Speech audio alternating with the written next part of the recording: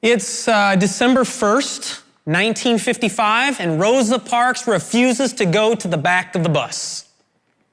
She's arrested, and a bus boycott is instituted. It takes on the formal title of the Montgomery Improvement Association, and the very next day, they snag a president, none other than Martin Luther King Jr., 27 years old.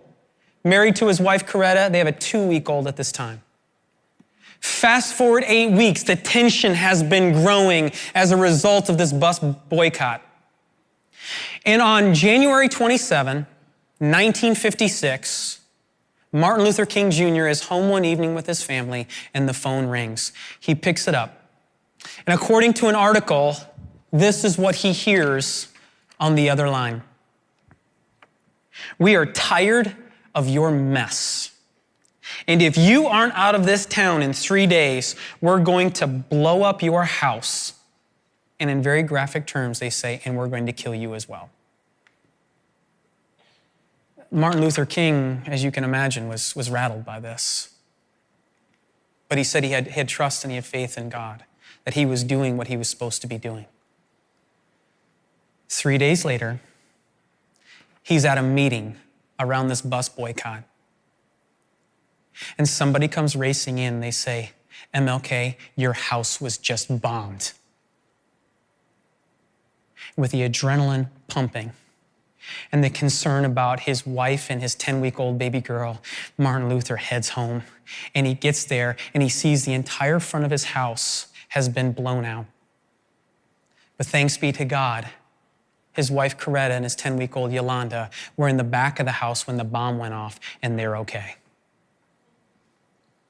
And as Martin Luther King Jr. surveys the situation, he sees that a massive mob has congregated, weapons in hand, ready to exact revenge for what happened on MLK's house. And we read in this article, this is how MLK responded.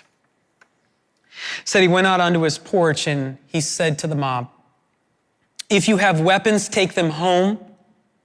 If you do not have them, please do not seek them. We cannot solve this problem through violence. We must meet violence with nonviolence. Love your enemies. Bless them that curse you. Pray for them that despitefully use you.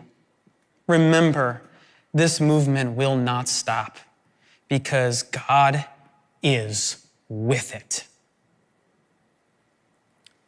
We're told that as soon as he finished saying that, the entire mob dispersed, not to act upon the anger they felt. I don't know about you, but if my house just got bombed and my wife and 10-week-old baby girl were in the house, I'm not sure I would have responded that way. And yet look what Martin Luther King Jr. did in that moment. How is that possible? It's possible because MLK had rolled his path onto God's. He had allowed God to impact him and to inform him, particularly in those incredibly chaotic moments. He had composure in the midst of chaos.